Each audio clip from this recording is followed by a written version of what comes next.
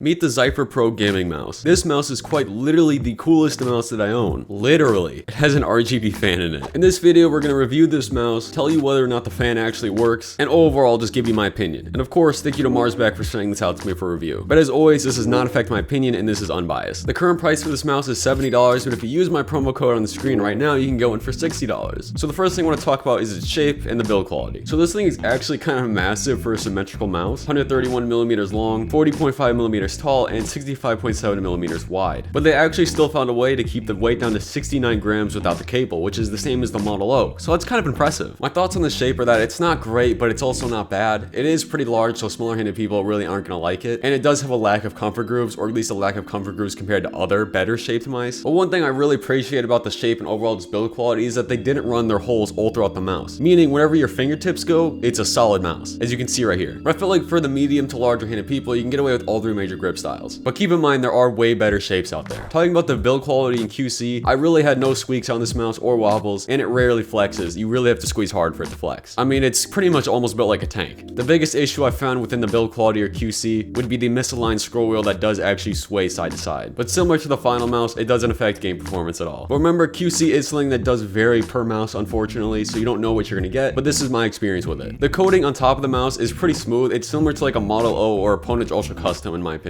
Now let's talk about these buttons. So the main switches here are 50 mil omrons, which is not the most premium thing ever. They kind of feel just like 20 mil omrons. As you can see, there is a little bit of post travel here. I wouldn't say it's enough to really affect you in game though. For the scroll wheel, it's kind of similar to like a Razer Viper Ultimate, meaning that it doesn't squeak, but it has that like awful pencil sharpening noise to it. Once you look past that, you'll realize the steps are actually decently defined, not the most defined, not the least defined. Kind of like the shape not being the best, not the worst.